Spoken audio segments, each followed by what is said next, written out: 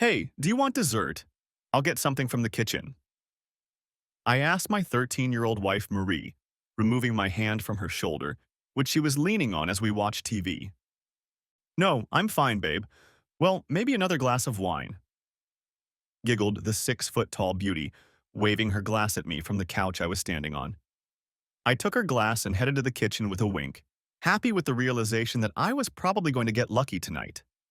Not that I doubted it much, because only 5 hours ago I'd returned from a 3-week business trip, the longest in our 13-year marriage. It was also the longest time we'd spent apart since we met and started dating in college, when she was a junior and I was a senior, 16 years ago. I learned very early on that wine was Marie's secret. A little, and she'd start flirting. A lot, and she'd pass out. But between a little and a lot was a magical place that was home to a highly charged woman who could be compared to Scheherazade from 1001 Arabian Nights. She was already giving subtle signals that 3 weeks was too long. Reflecting on how lucky I was to have found this woman, I made my way to the kitchen and filled Marie's glass with wine. Then I thought about what I wanted to snack on and realized I wanted something cold and creamy. Ice cream. It's one of my secret vices, perhaps my only vice, but I worked out hard, running 4 miles every day to work off the calories. My vice wasn't alcohol, not cigarettes, not gambling, with the exception of Marie herself. It was cookies and cream ice cream. I set the small bowl on the counter, took a scoop, and opened the freezer door. I looked, took the cookies and cream, and then froze in place as solidly as the ice cream, pondering life, the universe, and everything in the world. Remember the old meme about men who hold the refrigerator door open and look through it? That was me. You see, there wasn't just one tub of ice cream in the freezer. There were two. My favorite, cookies and cream, which was suddenly more dear to me than the woman who minutes before had been the love of my life, and a second one, butter pecan ice cream. The thoughts that ran through my head at that moment started with, what the hell? Progressed to, she's trying to destroy me. And, oh my God, she not only destroyed me, she destroyed our marriage. That's when I realized that my marriage to this bitch, this cheating whore, who I loved more than life until I opened the refrigerator door, was over. You see, Marie doesn't like ice cream. She loves sorbet, but for some reason she hates ice cream. She never buys it unless I specifically ask for it. And yet we had butter pecan ice cream in the freezer. Did I explain that I am highly allergic to pecans and a number of other tree nuts like walnuts? Did I not explain? It's my fault. When I eat certain nuts, I have a reaction that causes anaphylactic shock, severe anaphylactic shock, in less than a minute. Pecans definitely fall into this category. And when we were only married for a year or so, I nearly died of anaphylactic shock after eating a pork chop at one of our local upscale establishments. The pork chop was sprinkled with ground pecans to give it extra flavor while frying, but that wasn't listed. I didn't have my EPI with me, my mistake, I know. But luckily, one of the diners in the restaurant did. Nevertheless, the whole thing dragged on so long that I spent 4 days in the hospital being examined for neurological damage, and I even developed secondary anaphylaxis in the hospital. Marie was there. She knew it. She held my hand the entire time I was in the hospital, except when the nurses or her bladder forced her to pull away for a few minutes. From that day forward, I always, and I mean always, kept the EPI within 10 feet of me, if not with me. But there was another acquaintance who also loved ice cream. And his favorite flavor? I'll give you a hint. Jonathan Williams. Jonathan freaking Williams was a son of a bitch who apparently spent at least some time while I was gone, at my house with my wife for the past 3 weeks. Enough time, from what I could see in the clear container, to let him eat most of a gallon can of butter pecan. Jonathan Williams, Marie's last boyfriend before we broke up. Jonathan Williams, single, decent-looking, 37 years old, relatively trim, was part of our social circle, owned a cherry muscle car that he hadn't earned through hard work, lived only 20 or so miles away from us, closer to where Marie worked. The asshole was at my house. My house. And if he was here after eating enough peanut butter to make that hole in the bathroom, he was here many nights while I was gone. He was in my house, in my bed, and in my wife's house. A rebound? No, not really. I called Marie every night while we were apart, and a few times in the afternoon or early evening.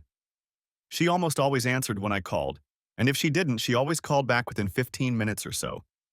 At the beginning of the trip, we talked for an hour or so each day. Later, after about 9 days, the calls got shorter. I didn't expect or even see in my nightmares that Marie would cheat on me, but butter pecans suddenly cleared up a lot of things in my mind. I was stunned. I was hurt. I was angry, but I wasn't in denial. Marie was cheating on me with Jonathan Goat Williams. It was hard to believe, also because of the way they'd broken up. They were a hot couple until he got caught dating some girl on the side. They had some sort of argument that I've only heard vague scraps of, and they ended up breaking up. They were both on the fringes of my social circle before that, so I didn't follow their relationship. I returned my favorite cookies and cream to the freezer, no longer feeling the urge to eat ice cream. Instead, a thirst for revenge, for justice, for inflicting pain on those who had hurt me awoke in me. I picked up my wine glass and swirled the pale pink liquid in the glass. I must have been doing this longer than I thought because I was distracted from my gloomy thoughts by Marie's voice coming from the family room. "Hank, honey, is everything okay? You've been carrying the appetizer and wine for a very long time." "Oh, I'll be right there. I need to wash my ice cream scoop and it has some dirt on it," I replied, turning on the kitchen faucet. I needed a plan, and it needed to be done quickly. It didn't have to be perfect in the long run, but it had to be good right now. I didn't want to do it today, but I needed an excuse. How quickly our thoughts darken. From the love of my life, the most beautiful woman I know, to cheap whore in such a short time. I held out my wine glass to Marie, but didn't sit back down on the couch. "Thanks. Where's your ice cream, Hank?" Marie smirked, knowing my weakness. "I'm not in the mood to eat regular ice cream right now. Not like after getting mud all over me in a hot air balloon." Truth be told, I really wasn't in the mood for anything, but I didn't voice it. I decided to run into DQ and get a milkshake. "Want one?" Quick thought. Milkshakes and wine don't mix, so she'd say no, and that would allow me to leave the house for 30 minutes to think. She wouldn't come with me since she was already half undressed when she got home. "Only if they have a milkshake with Pinot Grigio." She giggled. "Just for you, I'll ask." I forced myself to flirt with her. "I'm not sure if they have it. Maybe a pink milkshake would work instead?" I continued. "One of the best acting jobs of my life," I said, lightly and flirtatiously, not shaking like a leaf even though my heart was beating so fast it felt like it was about to jump out of my throat. "Oh, of course. Why don't you hurry up and get the milkshakes? Maybe a little later they'll be different," she replied. Grabbing my keys, I smiled at her and headed out the door. 30 minutes, 30 minutes to figure out what to do, to map out a revenge plan, to figure out how I could avoid Marie. 30 minutes to at least start planning the rest of my life. I went out and got into Marie's car. She didn't like riding in my truck, so if I took her car, she wasn't likely to follow me if it took a little longer. I dialed the phone number before I even buckled up. "Hank, what's up? Back from your trip?" I greeted my brother Bobby as he picked up the phone. "Yeah, Bobby. Bobby, are you alone? Is Sue with you?" "Yeah, Hank. What's going on? Why are you talking like that and why are you asking about Sue?" His voice was suddenly much more muffled and the volume lowered. "Bobby, if you love me, just tell Sue I called to say hi and that you're going to DQ to buy something. Please. I need you to meet me there right now. This is one of those situations where you need help hiding your body." Bobby, my 18-month-old older brother, and I were always close and always joked that if something happened, we would even help each other hide our bodies when we were growing up. Bobby was still my best friend and I was still his. Bobby didn't miss a beat. Suddenly becoming much less cautious and much more exuberant, Bobby replied, "Sure, I'll help you with the truck tomorrow." "No problem at all. We'll meet early in the morning. If we can make it work, does fishing count?" Bobby was the fastest man in the world when it came to thinking on his feet. He was the one I called my big brother. His comment would unexpectedly reassure Sue if she flinched when she heard his reaction to my voice and give us a reason to get together tomorrow for a long talk. "Fine, but DQ for Michigan now, okay?" "All right, bro. I'll see you tomorrow at 7 a.m. Bye?" I knew this was his way of bidding extra time and saying he'd be DQ in a few minutes. He lived closer than I did, so he might even be ahead of me, though I doubted it. I quickly got behind the wheel. I wanted to spend as much time as possible with Bobby when he arrived, but also try to keep the trip for Marie relatively short. He pulled up less than 2 minutes after I did. We got out of our cars and walked to the order window together. Nothing was said between us. He could see I was shivering, but hide the bodies could also be interpreted literally. He wasn't going to ask until we were somewhere away from the others. Taking our treats to the farthest table, we sat down and I spoke the words that finally made me realize the reality of the situation. I'm pretty sure Marie is either cheating on me or has cheated many times during my journey. Jonathan Kozlov Williams. Bobby seemed prepared for almost anything but that. Well, maybe one thing he was less ready for. The fact that Sue might have cheated. But the thought that Marie could cheat on me was just out of his reach. What, are you sure? How? When? He pounced on me. I come home, and there's butter pecan ice cream in the freezer. Almost empty. A gallon jar. So if she's not cheating, she wants to be a widow. Bobby stared at me with his mouth open for about 10 seconds before he uttered, "Shit." Just one word, but Bobby caught my logic in seconds. Speaking of which, where is it? Right here, I replied, pulling an EPI out of my pocket. How long? Who knows? But this is the first time I've caught on that they seem to have set up house while I've been gone. In the meantime, I need a good excuse not to touch her today. I know I can't go on like this, which will make her nervous and let her know that I know something is wrong. I need to not alarm her so I can find out what's going on. Can you help? Yeah, let me think about it. I watched the wheels spin. Suddenly he smiled. Okay. How do you feel about using near death as an excuse to avoid her for a few days? Huh? I don't get it. Pecan butter. That's the whole answer. I'll order something that induces anaphylaxis. I've already paved the way with Sue, told her you were going to DQ, and then told her I wanted some too. We stopped, enjoyed a treat, and you went into shock? I injected you with epinephrine, then took you to the hospital and we called the girls there. Given your history at the hospital, they're going to keep you overnight. This will help you get through tonight, and you can stay home all day tomorrow and possibly Sunday. On Monday, you will be on the job, and we can get into action. I'll make some separate calls for you tomorrow, and on Monday we'll both take the day off and get into action. Sound like the rudiments of a plan? Bobby wasn't allergic. He liked raw walnuts, which weren't as bad as pecans or peanuts, but they would do just fine. Yes, the plan has begun. Go get your walnuts. While he was gone, I finished my milkshake. There was no point in throwing it away, even if it wasn't as tasty as it had been an hour ago. He came back with the smallest ice cream that had walnuts in it. EPI first. I'll wait for your signal, but no more than 2 minutes, okay, bro? And just in case, dude, I love you. I love you too, bro. Best big brother I've ever had. I chuckled, taking one of the walnut pieces from his ice cream, which he immediately started shoveling into himself. Ay, buen fizz! He shrieked as it began to enter me. The redness, the tingling, the itching, the squeezing, the sudden dryness in my mouth as my tongue swelled, the rumbling in my ears as my heart began to pound. I giggled as the last of the air came out of me. There seemed to be no air coming in, and I felt invisible hands clutching my throat, choking me. Silently, trying not to panic, I counted to 20 before I put my hand down on the table. I saw Bobby take the epinephrine and prepare it. I don't remember the needle going into my calf, but I do remember Bobby counting down the seconds holding the needle in place. The next memory was the fleeting sensation of being in Bobby's car, and after that, of the doctor holding a bright light, looking at my pupils and asking, "Mr. Preston, can you hear me?" After that, everything became clear again. Just as Bobby had predicted, I was kept overnight. Marie was there. She had time to change her clothes when Bobby called her on the way to the hospital, and even started my truck. Sue was there too. Marie took me home the next day, and Bobby and Sue brought Marie's truck in closer to evening. Bobby stayed by my side, even pulling the two girls aside to take care of his little brother, which I think annoyed Marie. He understood that I didn't want to be alone with her, so he made sure I spent the rest of the weekend with him, except for the hours I slept, pretending to be tired after the trip and then the hospitalization. I didn't have to pretend for long as I was exhausted from tossing and turning all night. I remember at one point Marie was shaking me to wake me up very early Sunday morning, saying I was frantically twitching and screaming her name.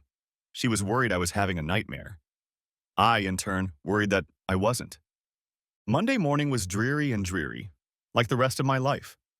I woke up looking better, refreshed, and able to get back to work. So I got up and got ready for work, which Marie did. She kissed me as she left, Told me she loved me. Yeah, right. And I pretended to have forgotten some receipt from a trip that I needed for my expense report, which allowed me to get back in the house. As soon as she left, I texted Bobby that I was free at my house as soon as he got off Sue's back. It took Bobby longer to get home than I had anticipated, but I was busy as soon as I called and asked for the day off. I sat down at the computer and typed "Best Family Law Attorney for Indiana Men" into Google, and several listings came up. I was checking to see who was on each listing and who was local, or at least semi-local, when Bobby arrived. I was particularly pleased that 4 of the listings had a woman in the top 3. That was unusual, I thought. Marie and I didn't have children. Thankfully, we planned to start trying next Thanksgiving. Tick-tock goes the biological clock. So there was no need for a male protector. I just needed a man who would fight for me because I wasn't on the losing end. I also Googled Best Indiana Family Law Attorney. I added them to the list, knowing that I would end up using a free or cheap consultation, so they couldn't represent Marie when the case was won. Yes, I already knew I would never get over it. Never get over it. Our marriage was destroyed the moment I realized what butter pecan meant. Bobby arrived just as I was putting together my call list. First the top 3, then the top 3 male attorneys.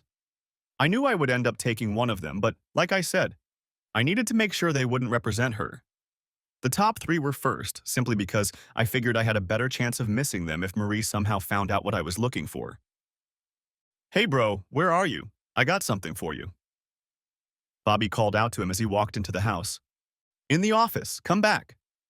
Just in case, I minimized my web browser. It was in incognito mode, which closes so quickly and leaves no trace, and minimized my call list. I didn't need to do that, but I didn't know if he'd be alone when he came in, and he was. "Trying to be sneaky, Hank?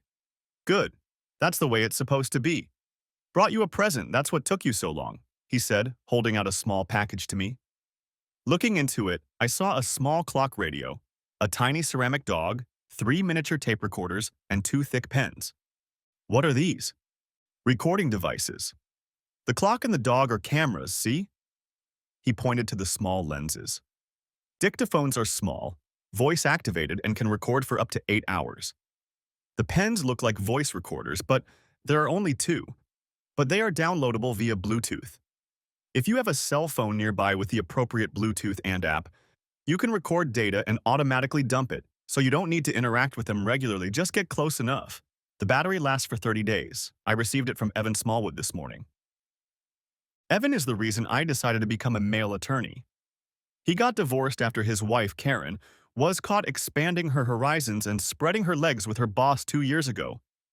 I knew he realized something was wrong and took over after he got the goods, but before things went quiet, she begged, pleaded, he laughed, and then she destroyed him in the divorce. Indiana is a no-fault state. She got the best lawyer. Evan cheaped out. She used her boss's money so he couldn't sue her for harassment at work. And Evan made the mistake of putting the pictures on the internet. The judge was no laughing matter. Evan didn't go to jail, but it was a close case. Anyway, she cheated, begged him to forgive her, but in the end she got 70%. He got 30% and community service, and still owes her child support, and she's still spreading her legs to her boss. Isn't life wonderful? That fate didn't suit me. No, sir. I wanted revenge, but I didn't want to risk ending up in jail as someone's girlfriend. "I have a list of lawyers I want to contact," I replied. "So no chance?" "I didn't think so knowing you, but a day or 2 to think about it." "No, no chance. One and done. That's the way it's always been after a hell slut. Or maybe I should say the first whore from hell." I grinned wryly. Before Marie, I had only been engaged to my sweetheart Michelle for 6 months. College was wonderful, I thought, for us as a couple. But Michelle soon discovered that it was also a hunting ground, or rather a place of entertainment, for other guys. When I found out that she had slept with at least 15 guys since accepting my ring, the health service announcement said I should come in and get checked for chlamydia, I was furious. She didn't even have the guts to tell me in person. She let the health department do it. She cried. I cussed. She said she was just trying to piss off the other guys until we got close. I cussed. And in private, I cried.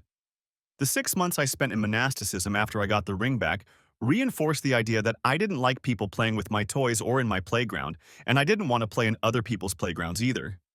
I needed a single woman, and I was going to be a single man. While Marie wasn't my backup when I started dating again, she was the first and only person I became intimate with after Michelle. Marie knew my story, she had heard it told, and we were dating at the time Michelle made her last attempt to win me back. I have little doubt that Michelle loved me in her own way. I just couldn't accept that she also loved others. So, Marie knew my history, knew how I perceived cheating, and knew my one-and-done philosophy. Bobby knew too, of course, so his question was a mere formality.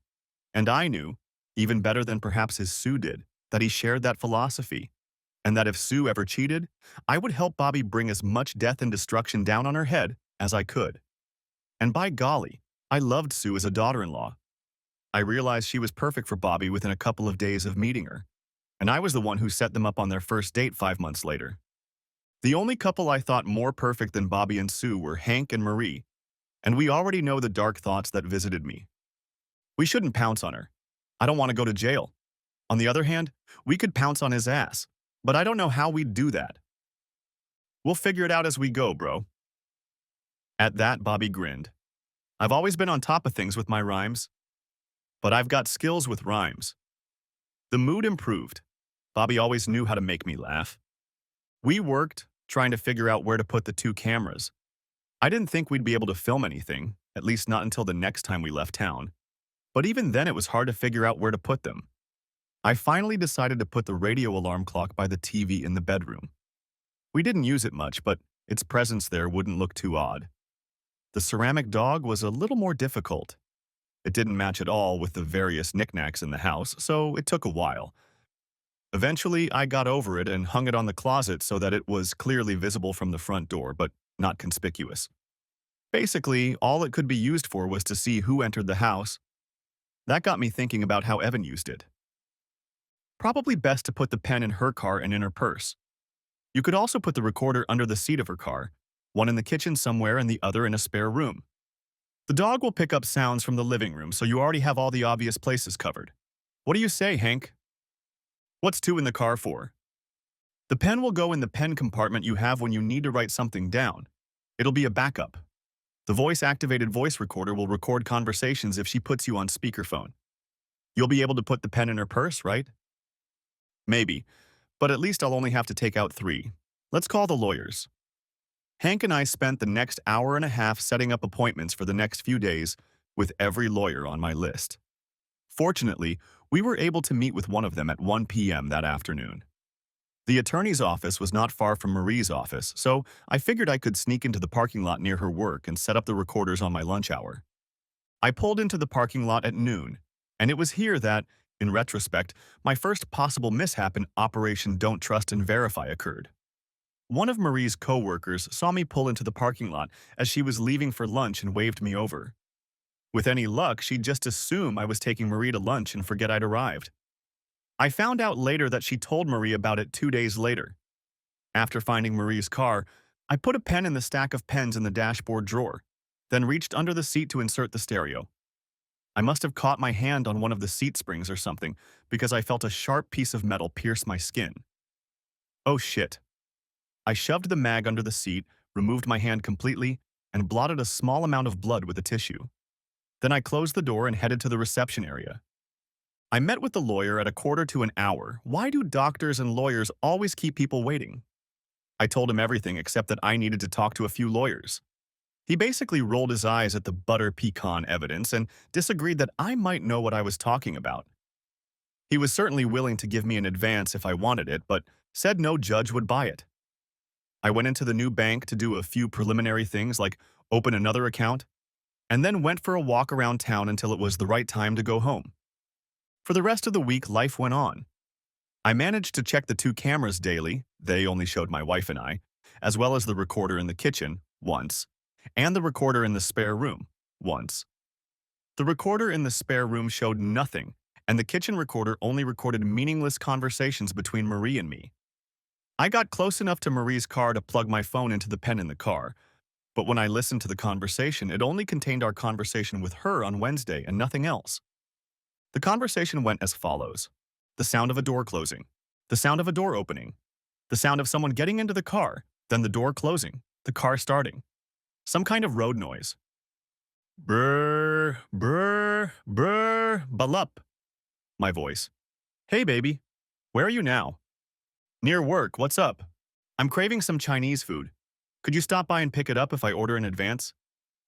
Sure. Kung Pao chicken and maybe some shrimp toast? Okay, I'm buying. You're flying. I'll see you when you get home, Marie. Okay, honey. Love you. Bye. There were also the sounds of doors opening and closing, the occasional road noise, but that was it. Friday, I finally managed to arrange to drive Marie's car to the DQ where I met Bobby. We pulled the recorder out from under the seat and pressed the play button. The voice-activated recorder under the seat was a little different. My voice, oh shit. I immediately knew something was wrong. I didn't hear the knob click as I hooked it with my hand. The next sounds were a rustling, a door closing. The door opened, someone came in, the door closed. The noise of the road, car stopping, door opening, door closing, car starting, road noise. And then the conversation that ended it. Brr, brr, brr, brr, balup. Jonathan Williams's voice. Hello. Hey, stud. I was just getting warm thinking about you. The traitorous tramp made a gesture. God, you were so good last week. I wish Hank hadn't come back for another 3 weeks. Okay. When can we get together again? Right now, I don't know. It depends entirely on Hank's schedule. He doesn't have anything on his schedule right now. Not more than once every 2 months, but he's been gone for 3 weeks. I don't think he'll be sent out again anytime soon. 2 months? Oh no. You'll have to wait. Marie scolded him. Oh, Marie, don't be like that. You know I can't resist you and you can't resist me. I've been very good at resisting you for the last 15 years. Just because I finally let you have some doesn't mean I can't shut you back up if you get too pushy. Yes, I enjoyed our happy little adventure at home, but I've gotten along just fine without it all these years. I can do it again. And there it was. She recognized it, but it was also obvious that this was the first time they'd lived together. That wasn't to say that there hadn't been something shorter before this, but it was safe to say that this was the first time she'd gone completely off the deep end. At least with Zasrans. Look, I'm going to let you go. Hank was sick over the weekend, and even though we dealt with it last night, it's not enough. I heard Williams hum slightly at those words. I intend to rock his world tonight, and I only called to recharge a little for starters and to let you know that you don't need to call me.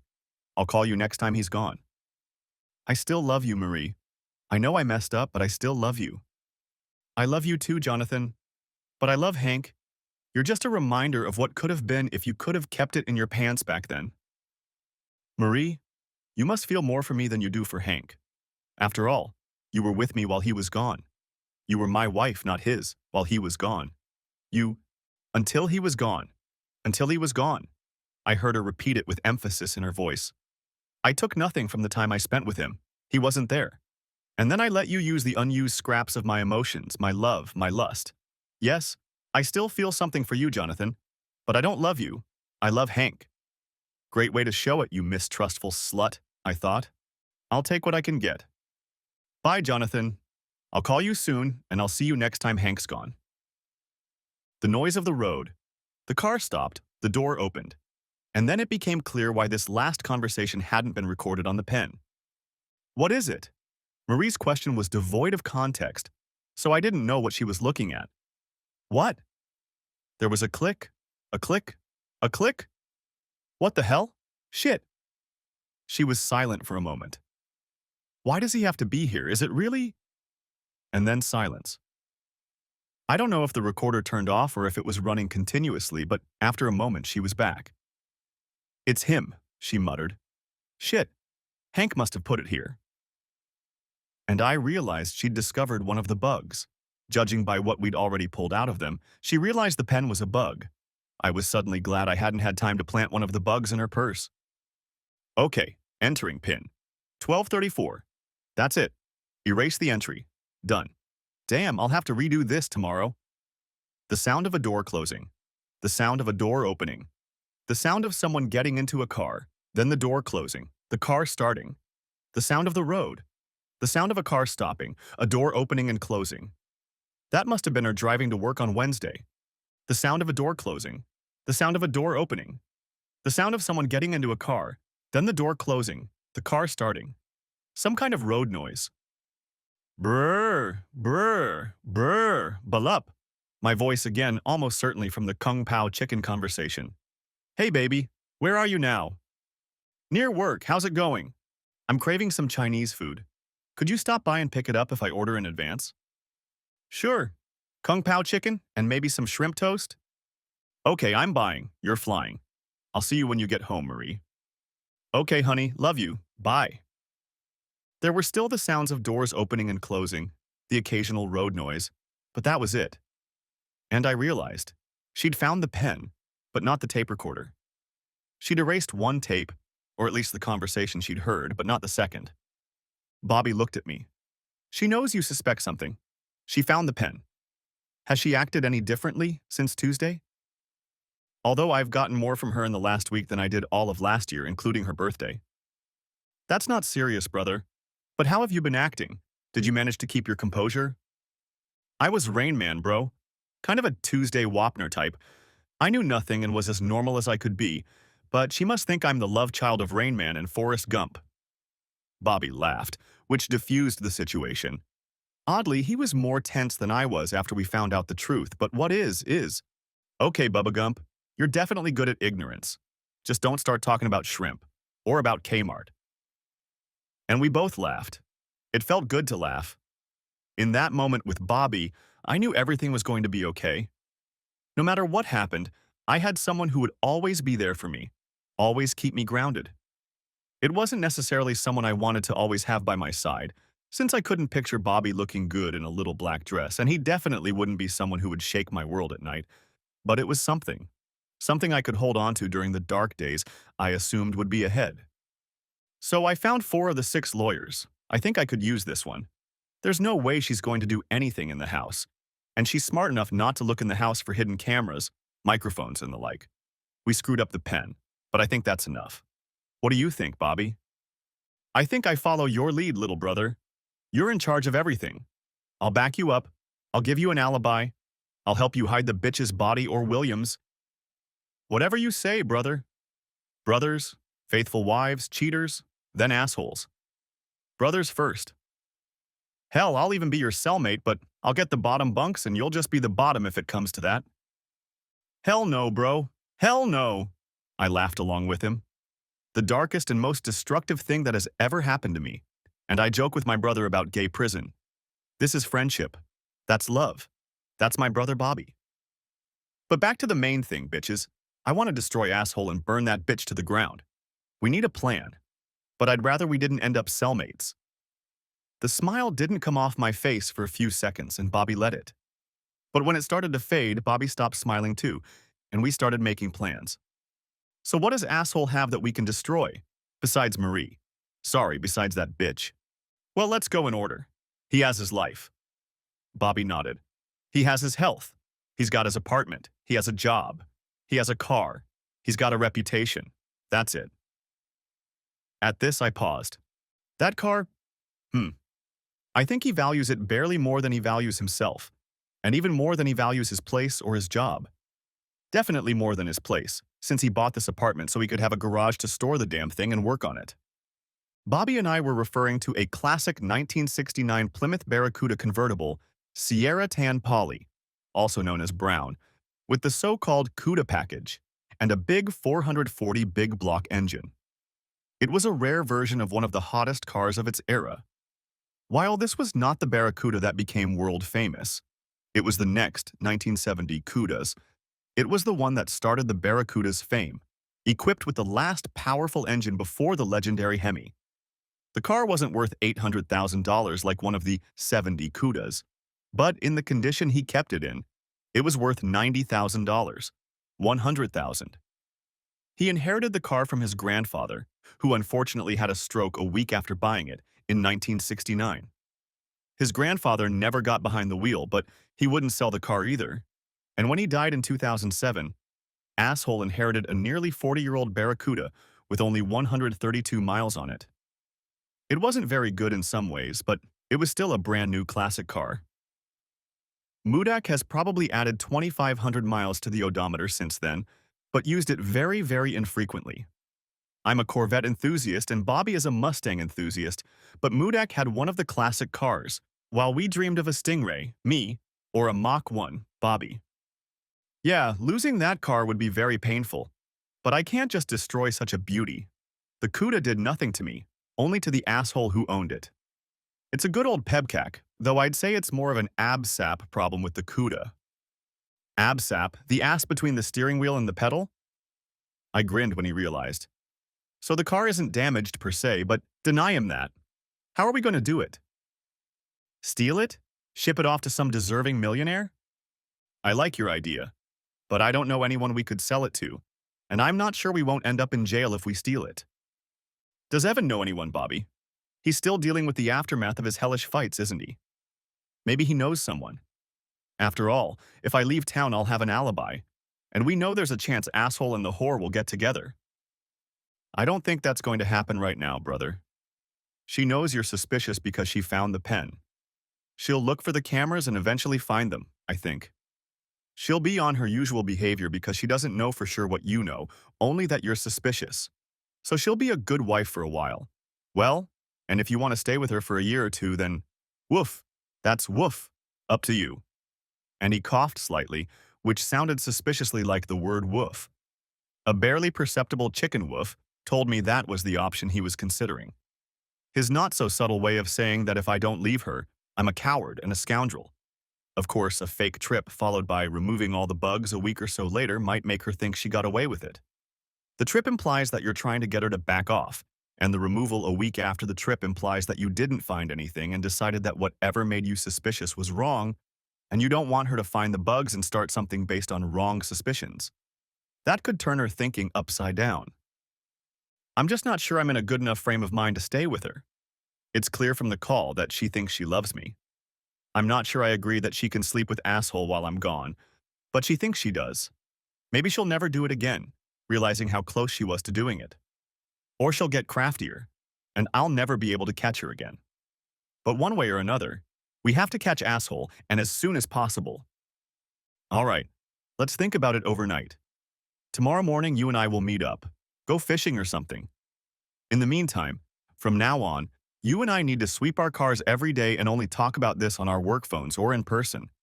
She can just stick a tape recorder on you or me if she figures out how to do it.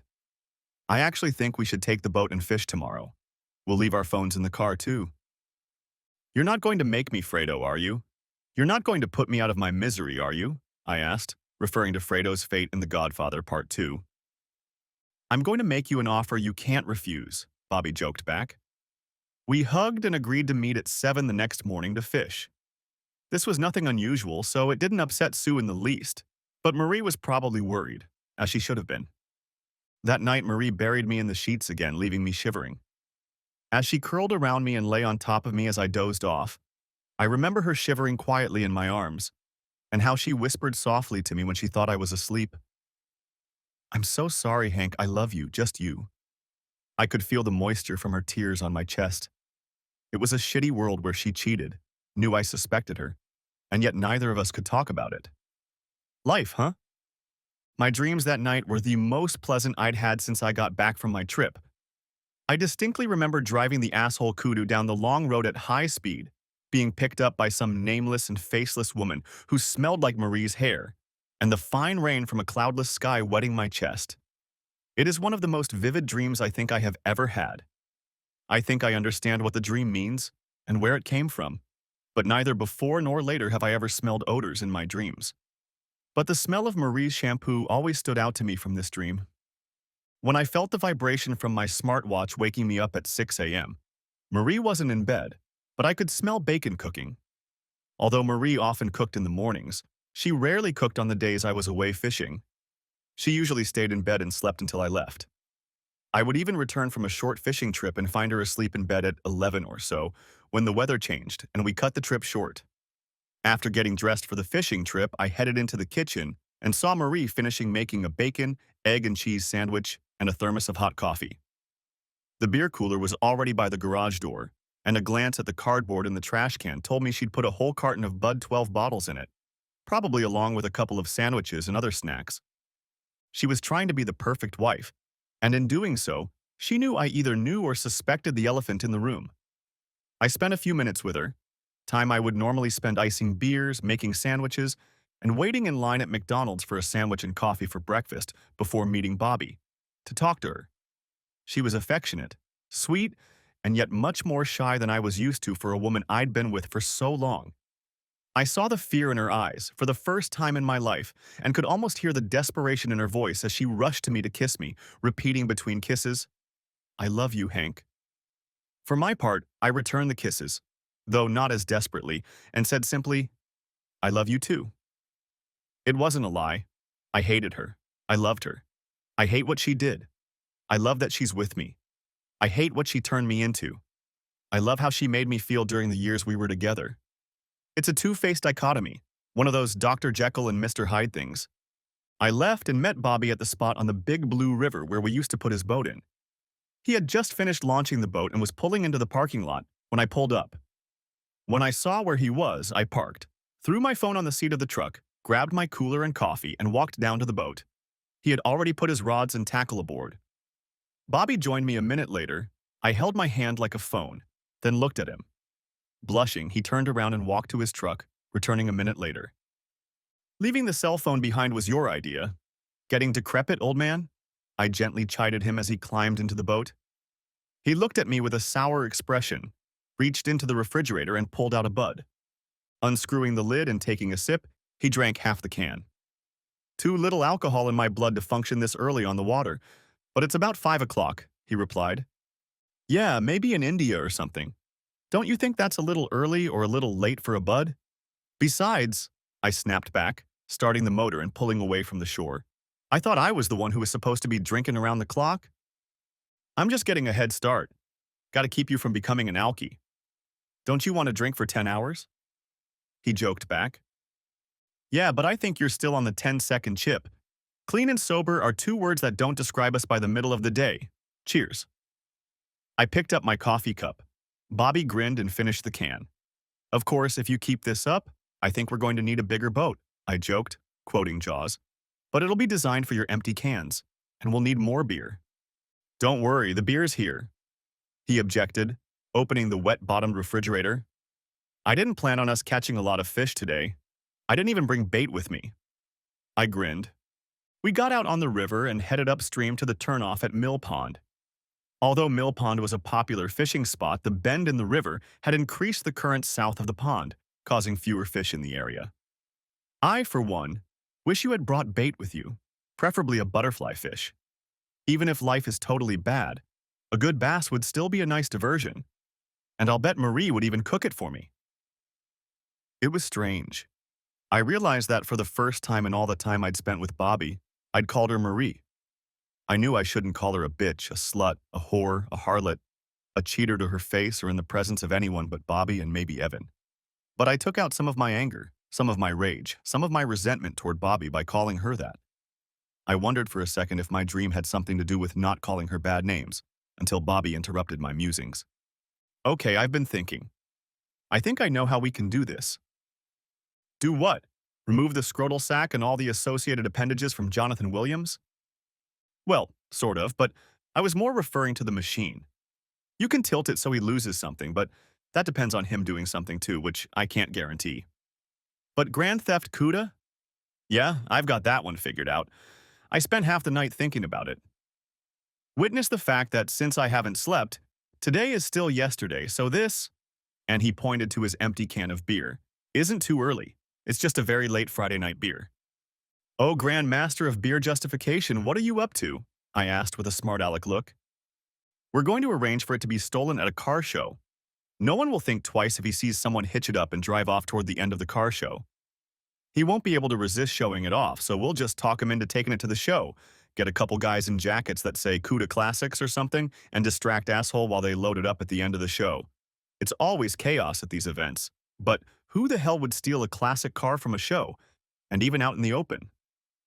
We had them take the car to a secure storage facility rented in his name and leave it there for 6 months.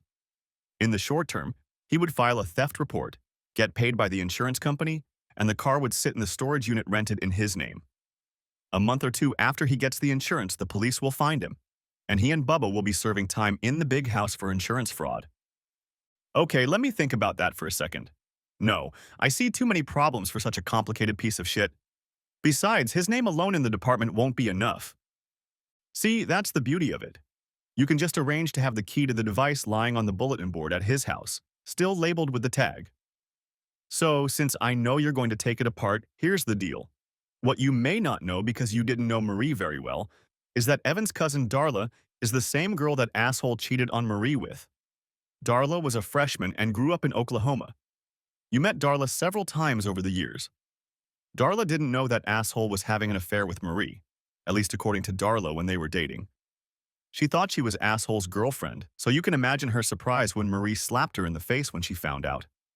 According to Darla, asshole lied to Marie, telling her that it was Darla who started and pursued him. Darla had rarely dated before, and asshole was her first, so she felt betrayed by the fact that he lied to Marie about her and she got slapped for it. She blames Marie a little bit, but she hates Williams. And Darla, what's wrong with that whole family, holds a grudge. You've never been a friend to Evan, and you were nice to Darla when you were dating. She likes you, as well as most of the people she thinks haven't hurt her. But she holds a grudge against you. Okay, so you, me, Evan, and Darla all want to bring the sky down on asshole. But what does that have to do with the car? That's exactly what I'm trying to tell you. Darla owns a couple warehouses, or at least her husband does. Darla even runs one of them. And Darla knows where we can get a couple guys to move the car. There are cameras in the warehouses. So when the police start snooping around, they'll look at the camera footage, see that we paid for the place, and see us or someone else removing the car. They won't see the asshole. Ah, but here's the thing. Guess which storage center is closest to Williams's house? It's not the one Darla runs, it's the one she and her husband own. She can take it for one weekend and move the cameras out. It will take a few days to diagnose the faulty cable, but we're renting the room the next day, so the camera will be off when we do. She won't be there, so there's no connection between the camera breaking, her, and us. Okay, then we'll rent the room. We can hide the rest of the stuff too, I guess, like the license to the truck carrying the car. We'll make sure no one looks in the direction of the camera while they take the car off the trailer and bring it into the room. That makes sense. Someone might even dress up as an asshole at the beginning of the day, if we can foresee that, so it'll be more obvious. Hell, we could even take a picture of him with the car so the police can see how he's dressed. I was starting to like that idea. Now you're thinking right. The key is how long he'll be distracted enough to steal the car, and how long to wait for an anonymous tip or whatever method we use to locate the car if the police don't locate it themselves. It seemed to Bobby that most of the answers to these questions had already been found, but one remained open. That leaves the question of the key. How do we make sure he has the key at home? Okay, I still don't know how to do that. I think we should just put it on a keychain right before we notify the police, but I don't know how to do that yet. You'll have to figure out some steps yourself. Underwear theft? Question marks? Profit? Is that what you mean? I'm not an underwear dwarf, Bobby, I replied, referring to an old episode of South Park. Hey, I only see 3 question marks and one small problem that only you can find a solution to. A key situation, a distraction, and our alibi, and then the problem. What problem? Can you stay calm long enough to pull this off? You won't be able to do anything to Marie until he's in jail, and you won't be able to do anything to get the police to pay attention to you. When his car goes missing, if you divorce him, you'll be the prime suspect. The cops don't care if Marie's slutty or not. They care about the stolen car. And from the way he treated Darla, asshole will throw Marie under the bus if he thinks you stole the car. You know, that would be perfect. Get him to throw her under the bus. I could use that to push the divorce if he went on record saying he thought I had something to do with it because he entertained her and I wanted revenge. That could have worked very well. Bobby blurted out in the biggest, most sinister grin I'd ever seen on his face. Lead a horse to water, and eventually he'll find it and get drunk. Now you understand what my ultimate goal is. Wait, have you figured it out yet? You bastard, why didn't you go for it in the first place? I hissed. Because I needed you to see there was a way out. Once you realize that, you'll know you can pull this off with Marie. When the car disappears, we'll hint to Zasrans that you did it, or start a rumor that you had something to do with it, and it'll get to him. He'll turn you into the cops and end up giving Marie a good beating before the hammer comes down on her. Pass me the bade, time to celebrate. I smiled back at him. It was a good morning for fishing and drinking. Bobby volunteered to be the liaison between the various people involved in the case and make sure everything went according to plan for the next week. I arranged with an attorney, a shark woman, and she prepared the paperwork but didn't date or file it. As soon as I saw Evan, he looked at me and smiled. We didn't say anything, he just smiled. I knew he was thinking about getting back at all those assholes who sleep with other people's wives, and for the first time in my life I saw him actually smile. It was nice in its own way. Meanwhile, Marie was still trying to pamper me, and the bugs weren't picking up on anything new. I was constantly looking for items on me or in the truck that might have been designed to turn the table and bug me. Maybe it made me paranoid. If Marie really loved me and didn't want to lose me, she would act normal and try not to give me any reason to think she didn't trust me. That doesn't mean she wasn't trying, but if I had to guess, I'd figure she was waiting for me to get rid of my suspicions. The pen and the recorder under the seat always matched, and I started counting the number of times I'd driven the car. There were a few more than I expected, but all the conversations they picked up were innocuous, and both sets of recordings started with the date they were last reset, so I knew they hadn't been tampered with. For my part, I couldn't act 100% normal with her, but I didn't let my anger out of the bottle either.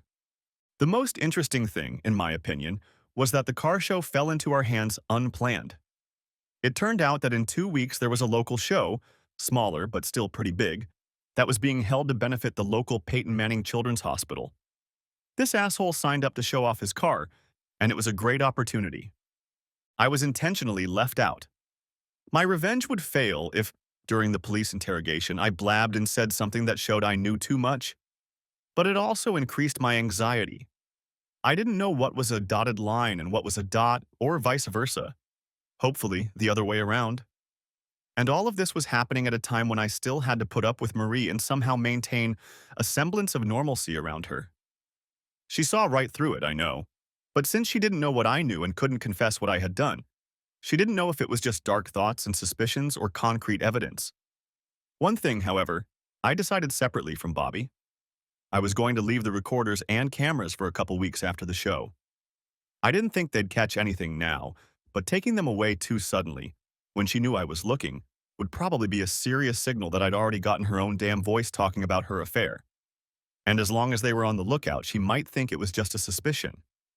The night before the auto show, Evan coincidentally showed up at the same place Bobby coincidentally showed up at DQ. And I coincidentally showed up a few minutes later. What a coincidence, right? Bobby and I didn't talk about what was going on near our cell phones or any other place that might be bugged, so we'd only discussed the usual stuff lately, but I knew I had to be aware. Hank, you have to be the one to set this whole thing in motion. You have to be the distraction. Evan and his friend, who you won't be dating, will be the guys who trailer the car, and I'll be the asshole in the vault video. But I need something from you. I need you to send me a picture of him by the car. I have a phone. He held it out to me, with one number preset to another of mine. I'll match his clothes as much as possible, add dark glasses and a Colts cap. Given the quality of the videotape, that should be enough. We need you to stay in plain sight and visible. The only footage you'll capture with this camera is footage of him in the car. Drop your phone at the gas station on the way home, okay? But I need you to take lots of shots throughout the day, talking to people, getting business cards, even giving your number to some of the vet guys a few times. Make sure people see you and remember you. Get your picture taken on camera as early as possible, because picking out your clothes can take a while. Okay, that's understandable, but what about distractions? What do I need to do for that? You'll have to improvise a bit. There has to be something to distract him for 10 minutes or so. Maybe negotiate a prize for the best 1960s cars from each make. The Barracuda may not be a 1970, but it's probably the best 1960s Mopar. Give $100 for each. Best 1960s Chevy, Ford, or Dodge. $300 you can write off on your taxes. Organize the awards there, and the award ceremony will be at, say, 5:30, but you have to be there to pick it up. How's that sound? Improvise, damn it. You just told me everything that needs to be done. That's the whole plan. I'll even make the Mopar last so I can pull it to the main tent longer. If I do it right and talk for a minute about the great muscle cars of the 1960s, and then each guy tells me exactly why his car was the king of the 60s, I can stretch it out for half an hour. See, that's exactly what I meant about improvising. Evan added with a laugh. Williams is probably capable of a half hour himself, not to mention the Corvette and Mustang guys. But if you don't turn on the GOAT, you're bound to piss somebody off. You said Chevy, Ford, Dodge, but you have to include Pontiac for GTOs and Firebirds. Okay, now that's $400. Why don't I make it $500 and we'll have a vote among the audience to determine who gets the extra 100? Although it pisses me off to give $100 to an asshole for entertaining my wife. Money well spent if he's Bubba's cellmate, and you'll have an ironclad alibi. Bobby was right, of course. If it set Williams up, it was worth it. The next day started out well. Clear blue skies, moderate temperatures, bright and cheerful sunshine. I swear I thought I could hear robins chirping. So bright and beautiful everything was. I thought so because I knew. It was the day Jonathan Asshole Williams would start the rest of his life without his prize Barracuda. It was just a glorious day. I couldn't believe the forecast on the radio as I drove to the car show. Cloudy, 30% chance of precipitation, mid to upper 50-degree temperature. As someone once said, I reject that reality and replace it with my own. After paying my toll, I walked over to where Williams was working on creating a presentation area around his car. As I passed him, I quickly snapped a picture of him and the car and then sent a message to Bobby. Moments later, I received a reply. Got it, LMK 4 showtime, which I translated as, let me know what time you're going to do the presentation so we can pick up the car then. After that, I walked over to the main admin tent. Hi guys, my name is Hank Preston, and I have a suggestion. I'd like to present a small award today to the best 1960s cars from Chevy, Ford, Pontiac, and Chrysler/Plymouth. This would attract some extra interest. I'm willing to donate $100 for each winner, and then have a vote for the best among the four for an additional $100.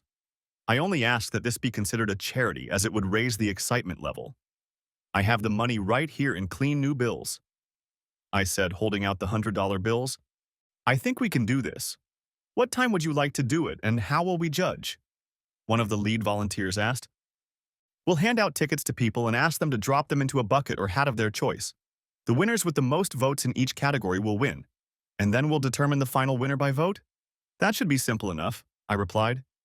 Tim will carry the roll of tickets all the way to the entrance.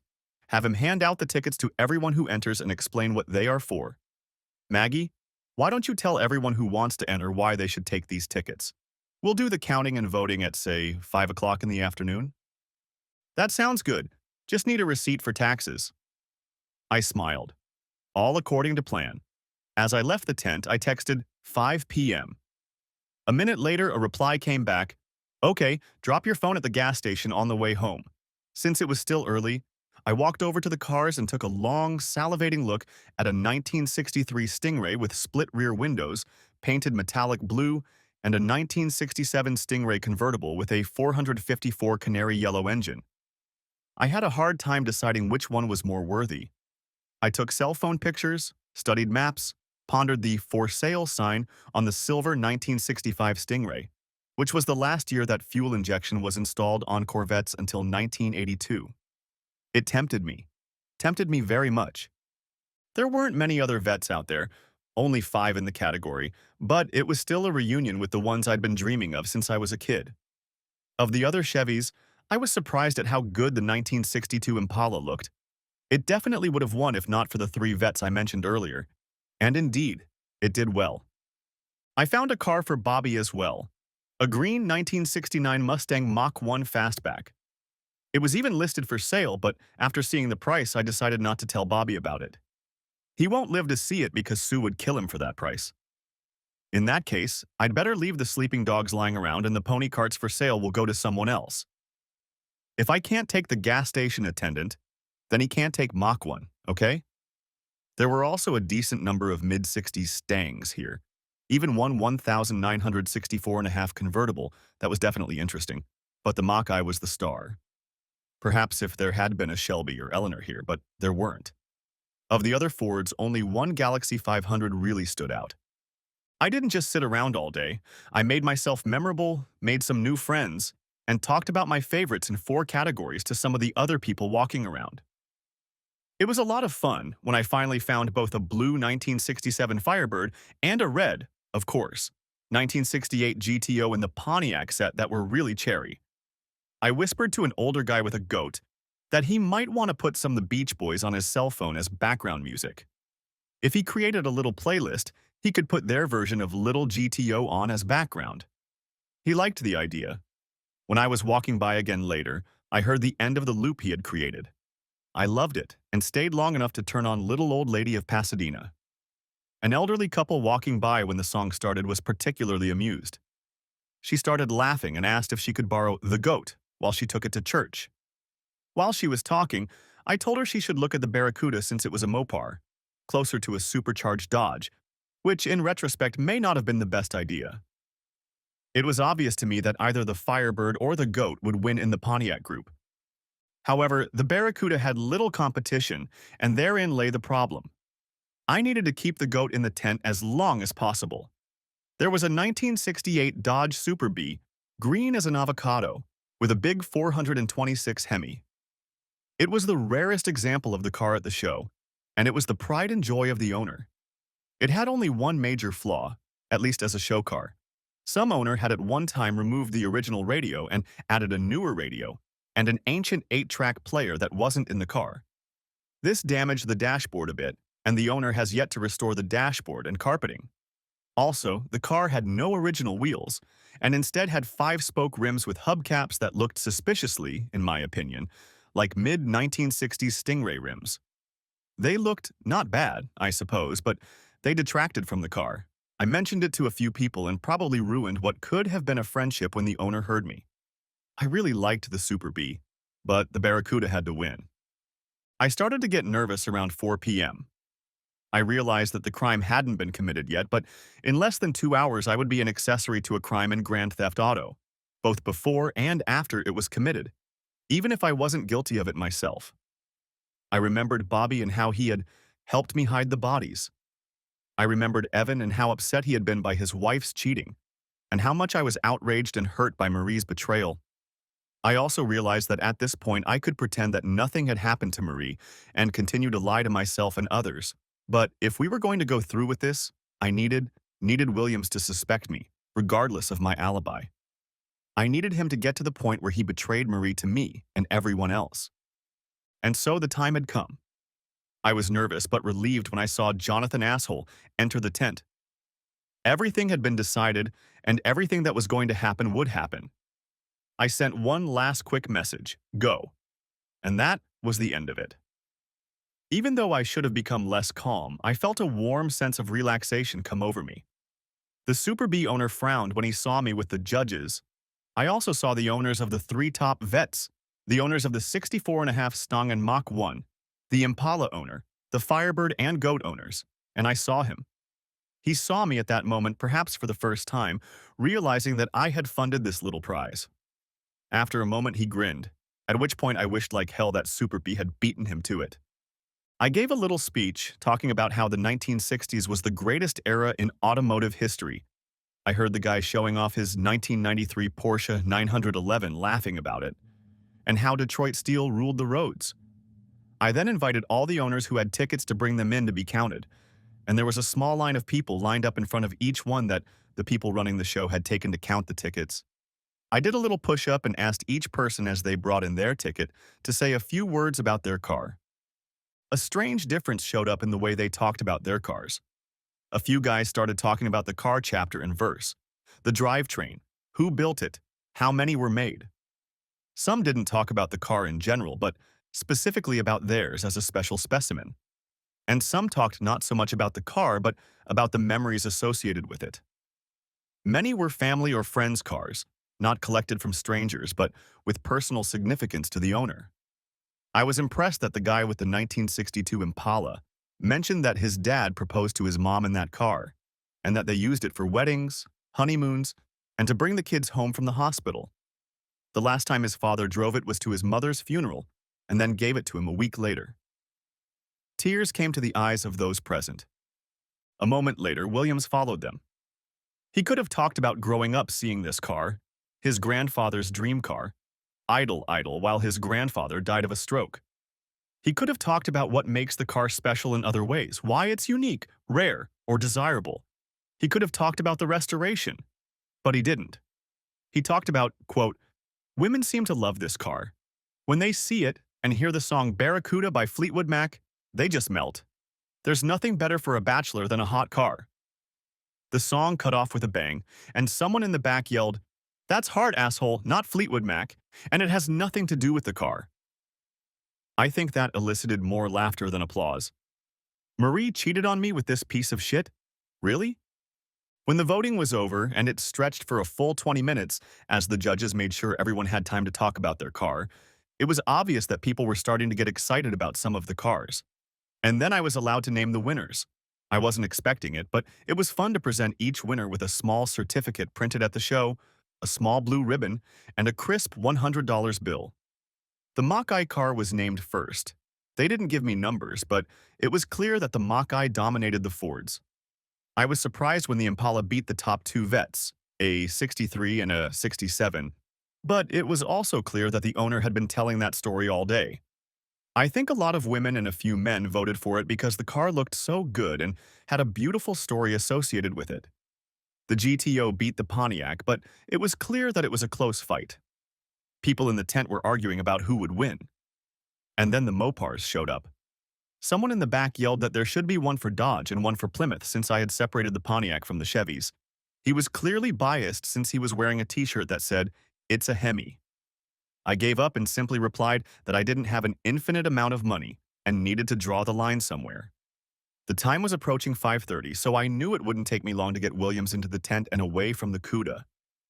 And then it happened. Super B won the Mopar group. We weren't done in the tent yet, but I had no way to stretch Williams's time in the tent. He was free to leave, or be a good sport and see who would get the last prize, best of the 60s. It would just be another ribbon, another certificate, plus the last $100 bill, but it would still be fun. And Williams still wasn't there. I was going to be there to exercise my right to vote in a crowd that still numbered at least 70 people, most of whom had been here since the beginning. I jumped at the opportunity, even as I suddenly began to sweat over the situation. 5 minutes to the car, 5 minutes to realize what had happened, then a couple more minutes. In the next 15 minutes, my world might have changed drastically, but the entire time I was in front of everyone in this tent. My alibi was solid, but it wouldn't stand up to the conspiracy charges in Grand Theft Auto. I knew I had to remain calm and be as shocked by the audacious theft as everyone else, so I played my part. I asked each of the four winners to come up and stand across from me. I raised my hand over each of them, first over the GTO, which drew applause. Then I moved on to the Mach 1, which received a little more. I raised my hand over the Super B, which got a good reaction but was clearly third after the other two. I then moved on to the Impala. Personally, I thought the Impala was beautiful but not a true muscle car. My vote would have gone to the 63 Coupe with split rear windows, which I would hardly call best in show. But here, my vote didn't matter. The crowd applauded the Impala loud and boisterous, and as soon as it did, the Mach-E owner turned and shook the man's hand. It was obvious who had won. I grinned from ear to ear as I shook his hand and handed out the prizes. One of the other contestants had also brought a can of liquid glass car wax and handed it to him. It was obvious he was touched. He knew the car was good, but it was the story that made it the best car at the show and got the audience's attention. Just as he approached the microphone to say how happy he was, Williams burst into the audience, screaming that his car had been stolen. I felt uneasy. The owner of the Impala, Thomas Warner. Up until that point, he'd been enjoying the hell out of the moment, and the commotion as people dispersed was an awesome sight. But as he was about to leave, he turned to me and said, "Hank, he really is an asshole, isn't he? But my wife will enjoy her $200. Thanks." He winked at me and walked away. Although he had heard my name mentioned, we had barely spoken before, so I was surprised that he called me Hank, or that he knew my impression and opinion of Williams. I joined the crowd walking to where the CUDA was standing. I went around the neighborhood looking at things and made sure many others were doing it too. I guess I had watched too many crime shows and wanted the crime scene to be as contaminated with strangers and things as possible. I even accidentally punched a 10-year-old in the arm, causing him to scatter a box of popcorn.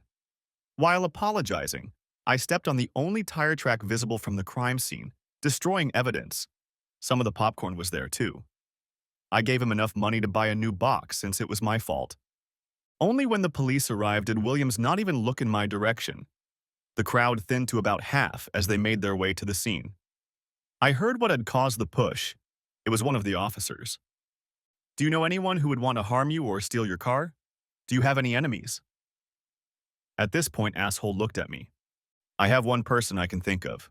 We need to talk about this in private, was all he said. And then they moved a little aside, and I didn't hear him. He made a gesture in my direction, and the cop looked at me. The old saying about a criminal always returning to the scene of the crime flashed through my head as the cop looked me over.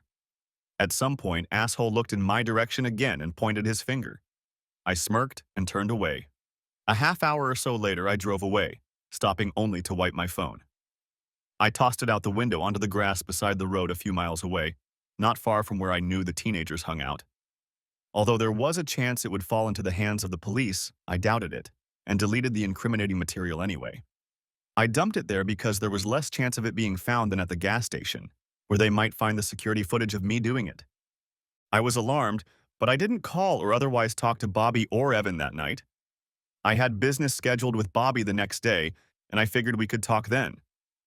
However, I told Marie about the theft to gauge her reaction. Hey, something weird happened at the show today. One of the cars was stolen. Oh, which car? And they found it? Marie asked, not really caring that anything interesting had happened to me that I shared. She was still walking around me like I was on pins and needles, dancing around the elephant in the room. It was Jonathan Williams' '69 Barracuda. It was disappointing. Marie turned pale at the mention of asshole. He was like a savage when the cops arrived, and I don't know why, but he kept looking at me. I cranked the screw a little harder. I wonder why. That was her only comment. So where are you taking me to dinner tonight? She quickly changed the subject. I'm feeling kind of primal tonight. I feel like I'm a shark, devouring and destroying all these little annoying things around me. Well, maybe not a shark, but a red lobster, and you're eating a huge plate of shrimp, got it? It wasn't until I stepped back to clean myself up that I realized she may have made a pun. I was a barracuda and had just gobbled up Jonathan Williams' prize, and he was a shrimp. At least I hope that's what she meant and not something else. The red lobster was delicious, and Marie wore me out again that evening. I think somewhere during all this, Marie was replaced by a star making a full-length movie a day, just like she did me. The next day, bright and early, the police arrived right at 8 a.m. I was already up, but Marie was still asleep upstairs. I was surprised, of course, but also nervous. In my mind, there was only one reason the police would question me. They had guessed what we had done.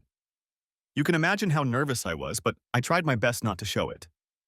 Mr. Preston, can we have a few minutes of your time?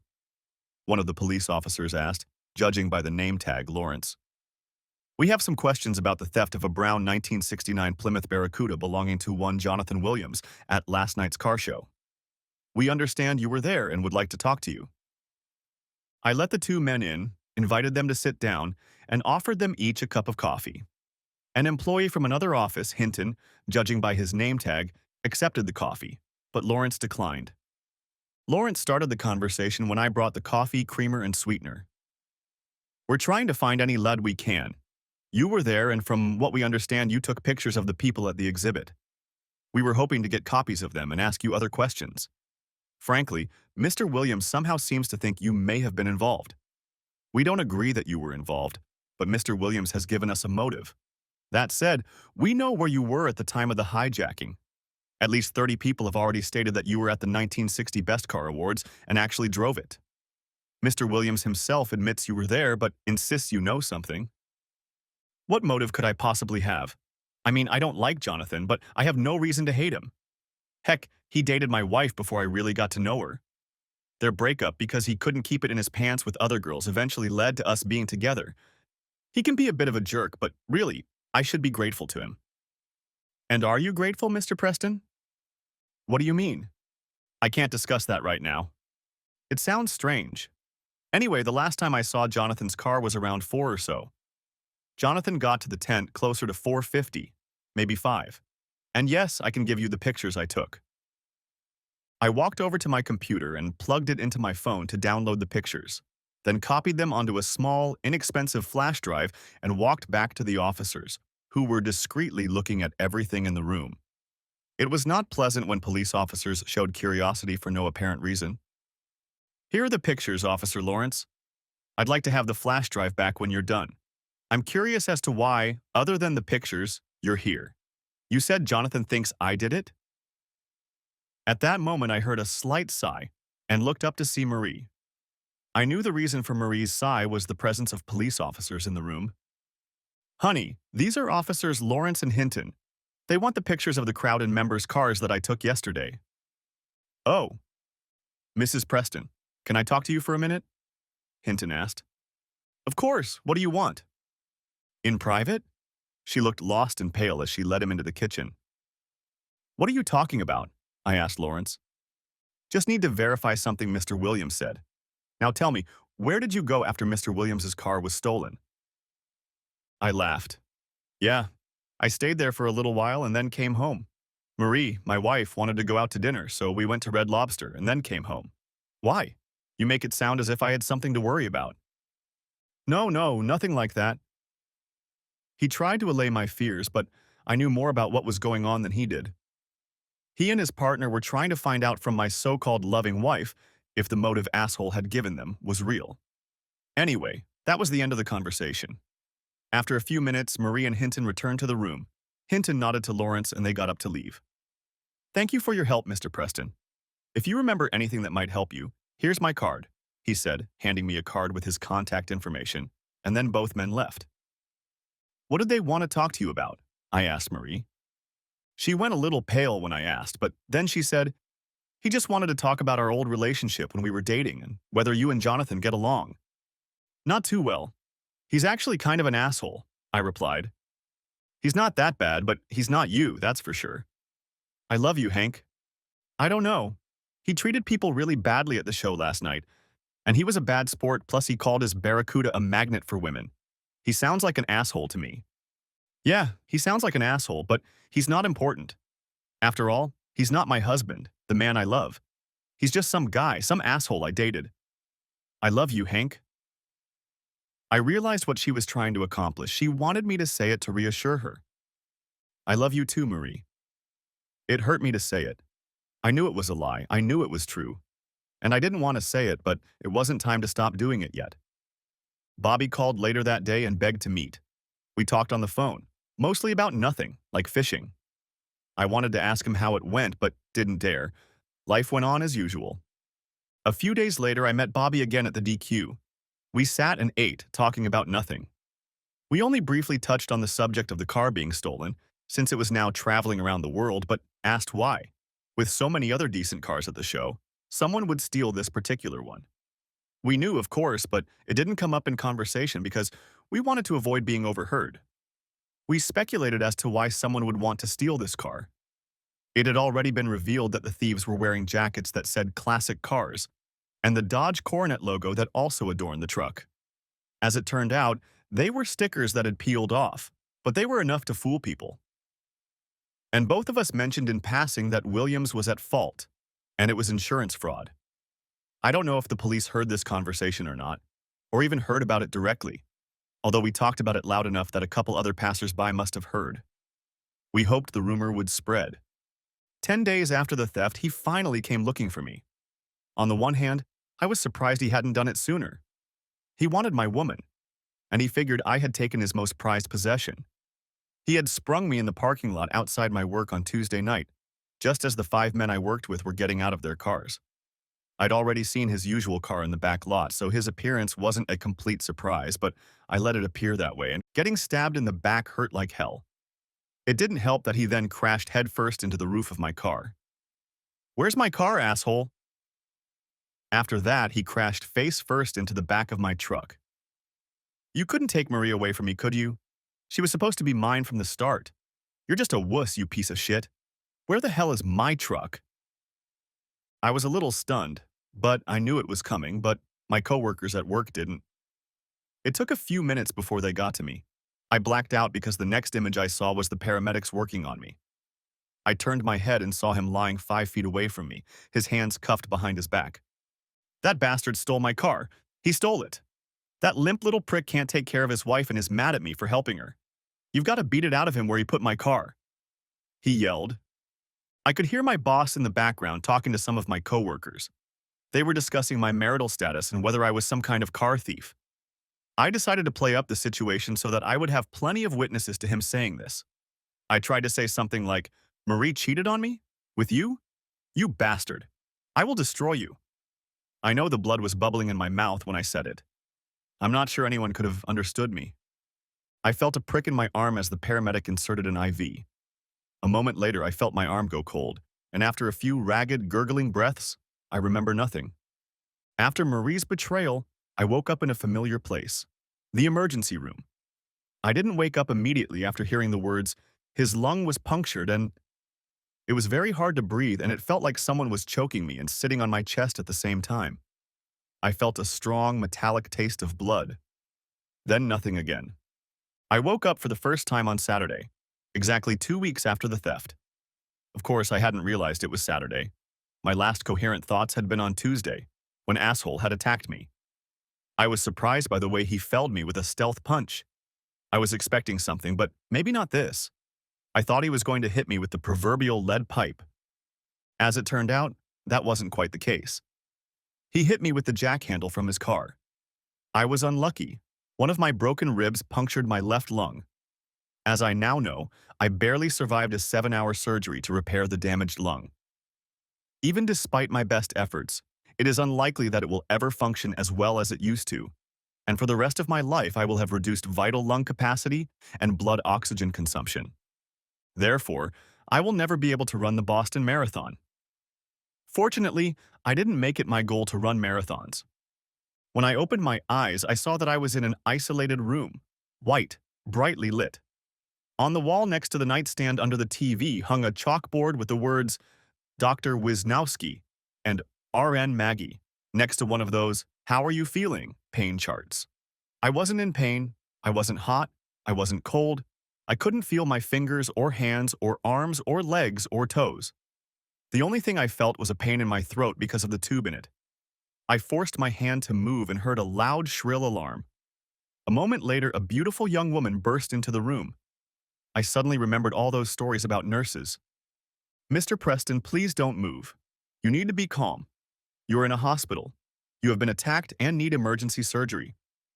Your wife and some members of your family have been here most of the time, and I will let them in after the doctor arrives. Blink your eyes twice if you understand." I blinked twice, and she said she would have to leave the tube down my throat for a while longer. I must have briefly blacked out again because I didn't see him come in, but his voice brought me back. "Mr. Preston, hello. I'm Dr. Wisnowski. I'm the doctor in charge of your treatment, and I'd like to talk to you. I need you to focus and not try to move or speak, but you can blink your eyes, once for no, twice for yes, okay?" I blinked twice. "You were attacked last Tuesday. Your attacker used a metal bar and broke 2 of your ribs. One of them punctured a lung. Moments later, he broke another rib, as well as your right arm. I want you to move the fingers, just the fingers of your left hand." And I did. "Good. Now move the fingers of your right hand and only the fingers. Good." He pulled back the sheet covering my legs. "I need you to wiggle your fingers, but gently. On your left foot, then on your right foot. Good. We were worried that you might have spinal damage, but that doesn't seem to be the case. You're very lucky. You should be discharged from here in 4 days or so, and healing will occur in a month or so." I didn't feel lucky. After looking at the numbers on the chart and then at the numbers on the beeping machines, he told the nurse that he wanted to increase the oxygen supply through the nasal tube, or whatever that thing is called, that they hang on your ears and hang under your nose. He also told her that she could remove the intubation tube, or something, I think that's what he called it, and that I was only allowed fluids, which had to be carefully monitored. Only ice for the first 2 hours, then broth and jello. My goodness, what a feast. Broth and jelly. After she removed the tube, and I could feel it, and it was unpleasant to say the least, she placed a small cup of ice in front of me on a tray. But she didn't give me any, and I quickly realized that I couldn't move my left arm, since it was attached to the bed rail, and my right arm, since it was in an inflatable cast and bandage. As the dryness and sore throat began to hit my brain hard, I decided that Maggie was an inveterate sadist. Luckily for me, a few minutes later Marie walked in. She looked like she was about to pounce on me in bed, but then someone's hand grabbed her and pulled her back. She looked like hell, makeupless, makeup covered, ungroomed, in need of a shower, and completely miserable. I don't know what depths of hell I managed to pull her from, taking a piece of her soul and vitality with every word. You. And that was probably the most drawn out you I'd ever uttered. Cheated. And her eyes began to water before I could continue. Next, each word required effort. I. She looked devastated that I'd said it. S. And I blacked out again. My next conscious memory was tears, and then Bobby's voice. Soft words were heard in the background, but at first I couldn't make anything out. Then I began to understand. Bobby's soft words were, "We have to leave before he wakes up again." The tears flowed again. "But I love him. It was a mistake, a terrible mistake." I couldn't make out who was speaking. The voice wasn't familiar enough. And from the sobs, I couldn't make out anything but the words. And even then, barely. "You can talk to him later, Marie, but you need to go, get some rest, clean up, and get ready." He remembered Williams's words. "He knows, Marie, and your being here right now might do more harm than help. I'll call you if he asks for you." I let myself sink back into darkness when I heard another voice say something else. When I woke up again, I mumbled, "Ice." I'm not sure if anyone understood me, but a moment later I felt a small scoop of surprisingly cold ice pressed against my lips. I sucked on the ice and let it moisten and soothe my sore mouth and throat. A second one followed a moment later, and I opened my eyes to see my brother's concerned face. "Welcome back to the living. You gave us quite a scare, little brother." Mike tried to smile weakly. Bobby leaned toward him. "The keys have been planted. Things are about to go to shit, Hank. The asshole who did this to you is going to pay and pay and pay. And when it's over, I'll send his cellmate packs of cigarettes every month that say make him your bitch as soon as he's in jail. Right now, they're just keeping him in jail, but it looks like he'll get 5 to 7 years just for the assault. Insurance fraud will be gravy." 2. Graves. "Bobby?" I muttered slowly. Bobby realized what I was asking, the old saying about revenge and having to dig 2 graves. "This and your spat with Marie will be the only graves for you, Hank. But I intend to make sure he goes through hell for what he did to you in the parking lot." I managed to get more ice chips, a small sip of water, and even a small sip of broth that had already cooled. Bobby, of course, had eaten the Jell-O. When I was able to speak well enough, we finally got to talking about something important. "How is she holding up, Bobby?" "She's devastated, of course. I mean, in the end, it's all her fault, right? For all her faults, I think she really loves you." "So you put the key back in? Have you put the coin in yet?" I asked. "The key is in the coin slot in his car. He left it unlocked when he attacked you, and it hasn't been evacuated in 2 days. The car was locked for some reason when the police evacuated it. I wonder when that happened." "Dima's getting a ride. Tomorrow morning. The attack was in the papers, and it was gaining momentum. The news about him yelling about the stolen car came out this morning, so it'll be in the paper tomorrow. Which means Tom will flip a coin after the paper comes out." "Tom? Who's Tom?" I asked, perplexed. "Tom Warner, Darla's husband. Hell, you were photographed presenting him with an award at the car show. An Impala? Did he win a contest or something?" "Thomas Warner is Darla's husband? What the hell? No, I don't want to know. The less I know, the better. He won fair and square, Hank. And it's just a fluke that he was able to prove you were there. And he's the one who's going to nail that asshole to the cross when they find Kuda. We're going to have to turn the divorce back on, Bobby. Now that it's in the public domain, we can move on." "Hank, aren't you getting revenge on Marie?" I could tell from his voice that Bobby thought the divorce was revenge enough. "No, I think I've softened. I still love that stupid bitch, and yes, she probably loves me." I barely heard Bobby whisper loves before he continued. "But marriage is about trust and loyalty.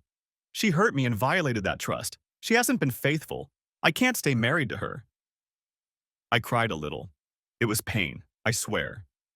"Okay, brother. I'll bring your shark here on Monday. You ordered a female shark, right?" "Yeah." The conversation pretty much dried up at that point, and after a little more time, Bobby left me in the care of the not-so-good Marquise de Sade, Nurse Maggie. She was a vicious harpy who tormented me for no reason at all. Tales of naughty nurses are not true, at least around Maggie. The next day, the cops visited me again at the hospital. It was the same couple, but this time there was something different in their gazes, a brooding that wasn't there last time. "Mr. Preston, I want to apologize to you. The last time we spoke, you were a far-fetched carjacking suspect, Officer Lawrence began. I just nodded for him to continue. Earlier today, a tip from a newspaper article about your assault led to the recovery of a 1969 Plymouth Barracuda automobile. The owner of the storage unit realized the car was in storage, and we found a record of it being stolen by the owner, probably for insurance purposes. This asshole stole his own car? Then why did he attack me about it? I asked. Unless I was faking it, I knew it was all about pain and being hurt. Mr. Williams was having a relationship with your wife. We believe he was trying to get you arrested for theft so he could have a cleaner field to deepen the relationship. His attack on you was partly motivated by jealousy and partly by a desire to draw more attention to you. Unfortunately for him, we found the key to the vault in his car, and there's a videotape that shows him putting the car in the vault. So it's true then. Marie was cheating on me with him. Did she know he was going to attack me? Yes, she was having an affair with him. But we don't think she knew of his intention to attack you. In fact, the attack was prevented because news of it caused the owner of the warehouse, one Thomas Warner, who vouched for your whereabouts at the time of the theft, to inform the police of the car's whereabouts when he discovered it was wanted. So insurance fraud and framing? That's what he was trying to do in addition to physically assaulting me? We believe it is.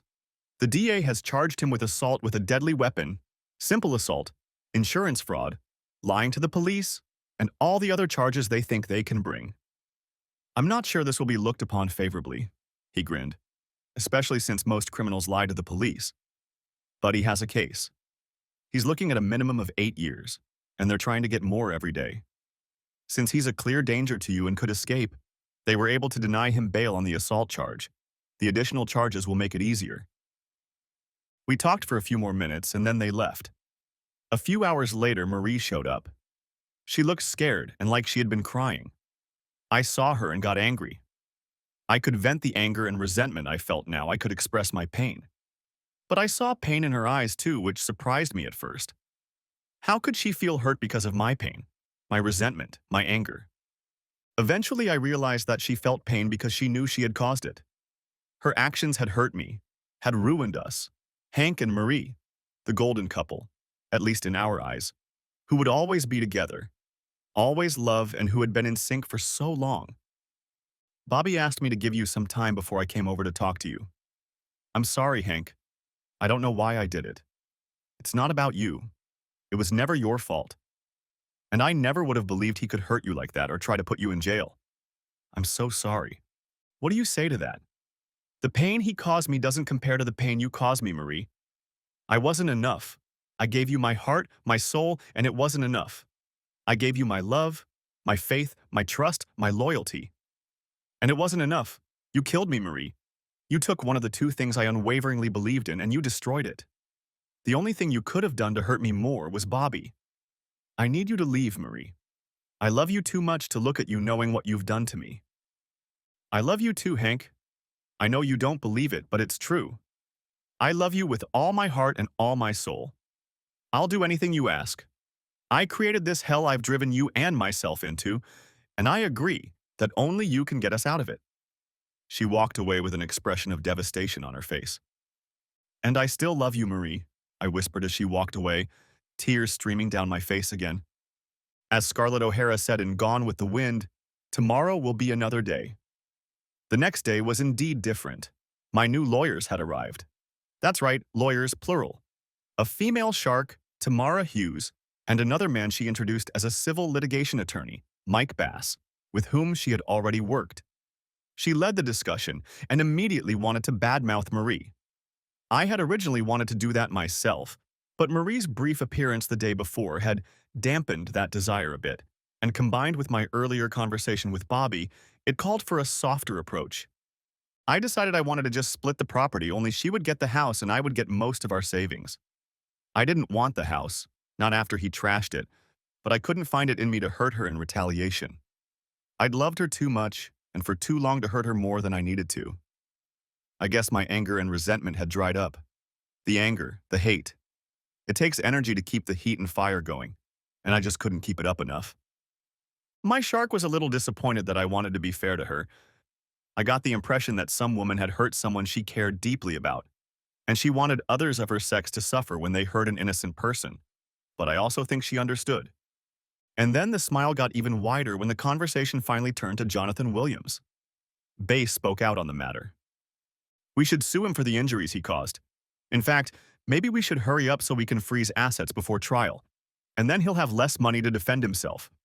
With a conservative approach, I think we can get $300, $500K from him for your pain and suffering, his interference in your marriage, his attempt to frame you for stealing his car, and the slander and humiliation you suffered in the workplace.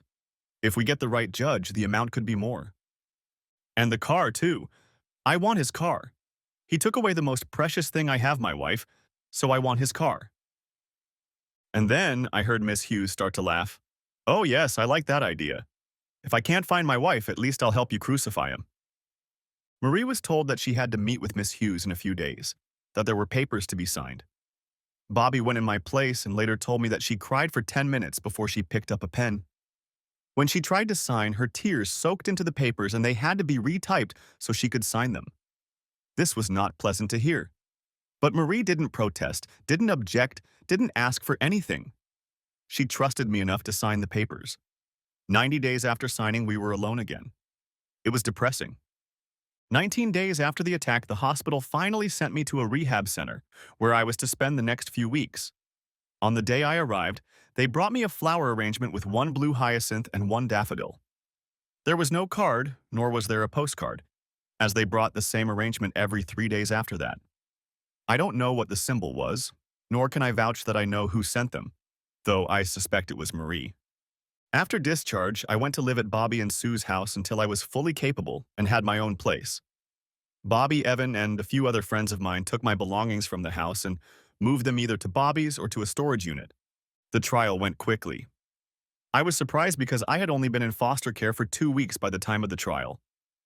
When Sue told me that Bass had left papers about what to wear, when to come, etc., I got nervous. I hadn't told Miss Hughes or Mr. Bass that I was actually involved in the carjacking, at least as a conspirator.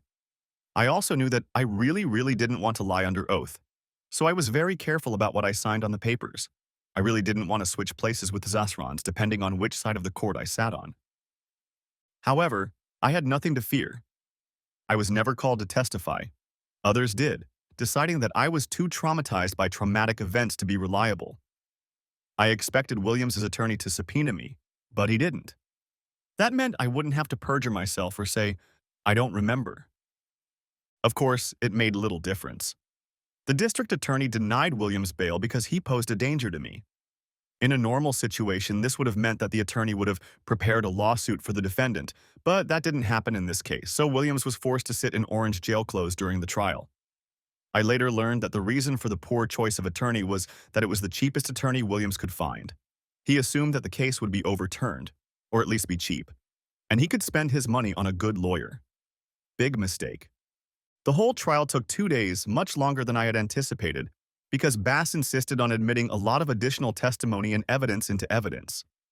I didn't understand why he was wasting the court's time by bringing in so many of my fellow attackers as witnesses, and why so many people from the car dealership tent were brought in as well, at least later.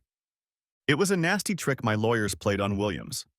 They put much of the defamatory testimony and evidence into the official record where it could be used by the district attorney to aid in the prosecution.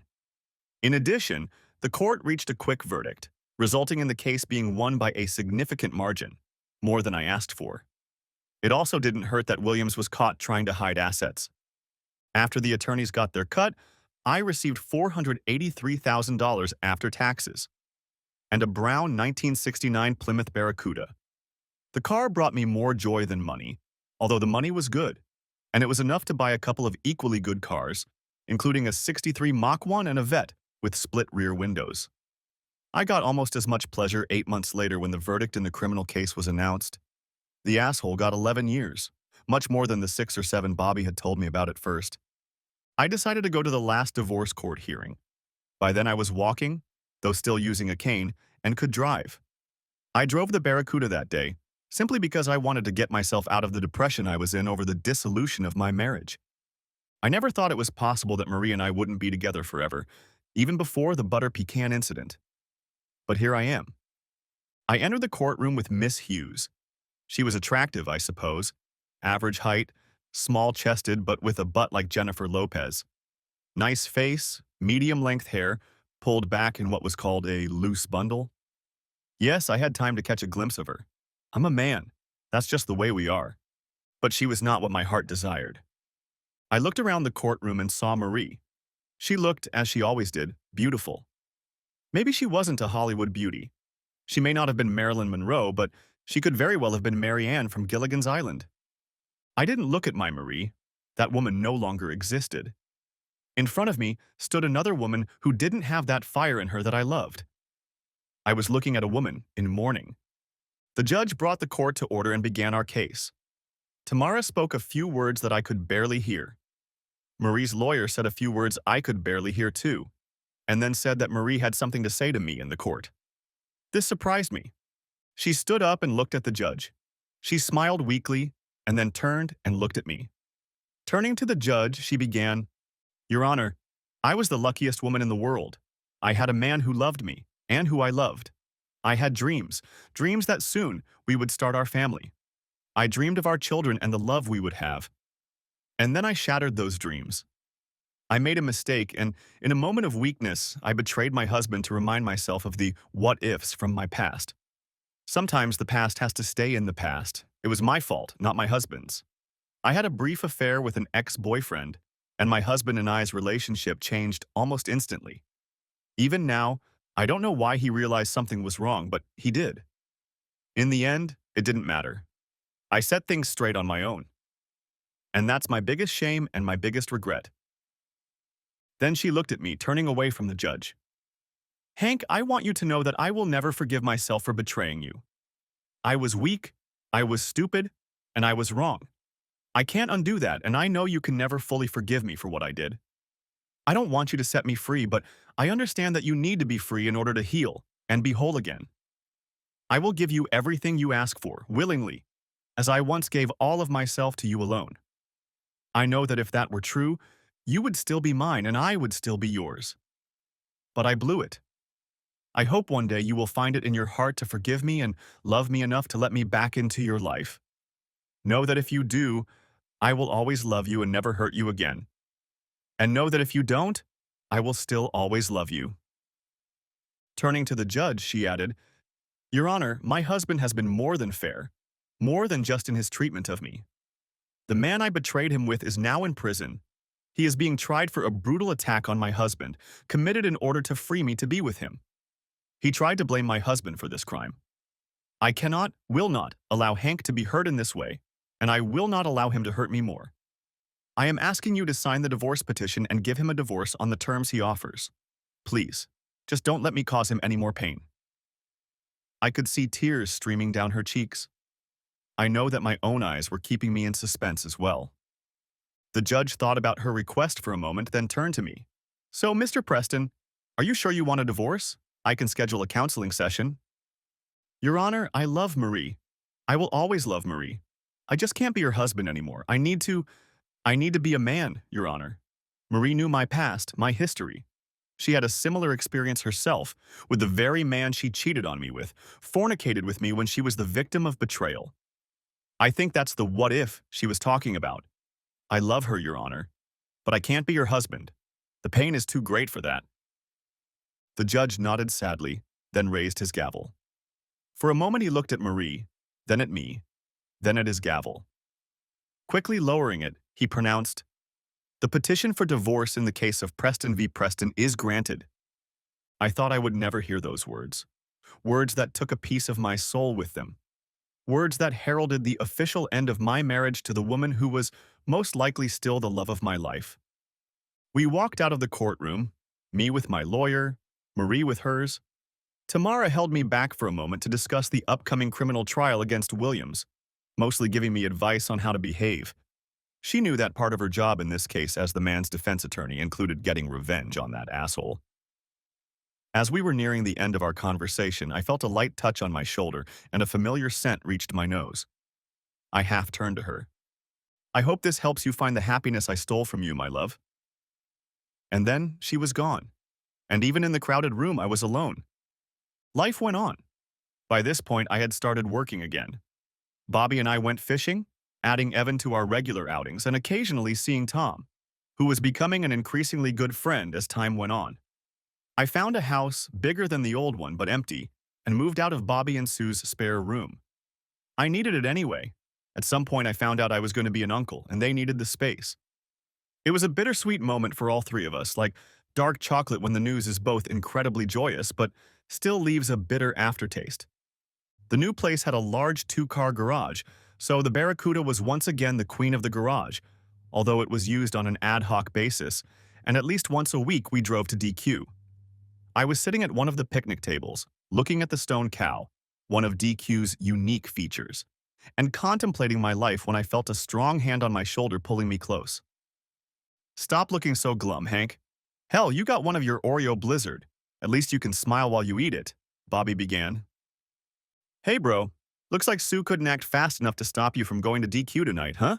I replied, turning to my right to see him. "How the hell did you just describe me, Mr. Preston?" I heard from behind me on my left as Sue came into view. "Open mouth, foot inside, chewed to the ankle. You're just shining today, Sue." "Better, but I'm watching you." I noticed the glint in her eyes and the soft but still restrained nudge of my future nephew.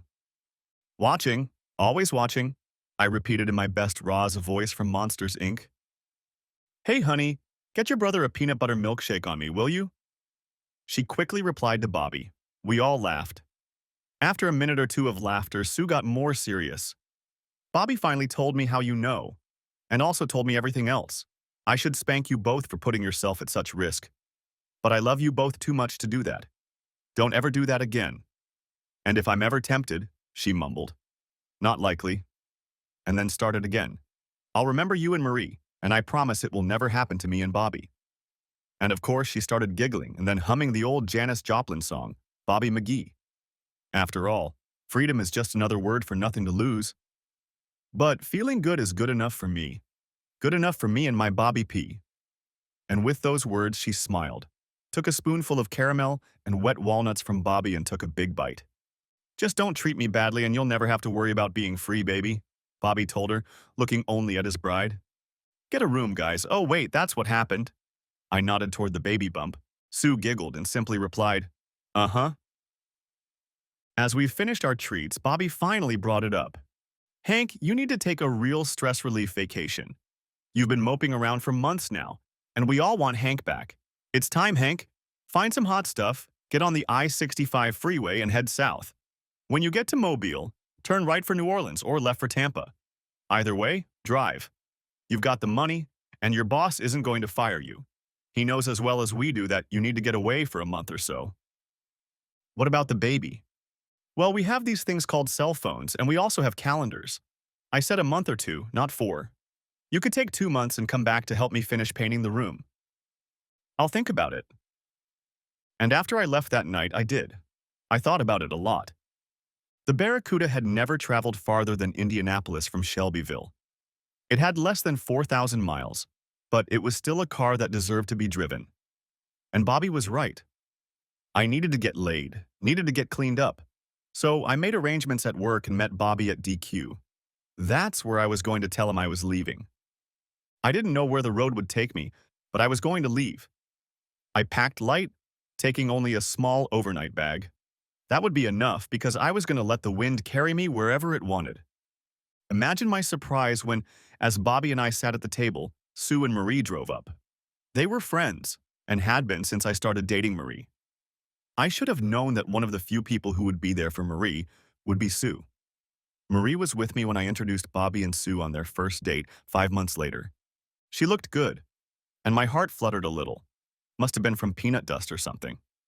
She was wearing a short dress, a little short for early fall weather, pale green, with a white sash around her waist and a pair of old sneakers. She looked cute and casual, but even then I could see the hunted look in her eyes. "So I hear you're going to be traveling, sightseeing in the South for a few months," she said. No greeting, just an attempt at masculinity. I looked at Bobby, who threw a, "You have some work to do." Look at Sue, then at Sue, who was trying her best to portray an "oh my back, my legs, they hurt so much because I'm pregnant" look, and turned to Bobby again. "Yeah, I guess so. It's just, I need to clean myself up, find what's important, you know? I'm not going away forever, just for a month or so. I'll take the CUDA. I pointed to it standing in the parking lot, drawing the attention of the other visitors, and open it up a bit. By the way, I now call it butter pecan. Butter pecan? Why? You know what, never mind. Butter pecan, right? Good, Marie remarked. Bobby and Sue's silence turned into a roar. I hope you find what you're looking for, Hank. I hope you find it and your heart will be whole again. Thank you for that, Marie. I just want to be the one you find again. I know it won't happen, but I wish it were true. Hmm.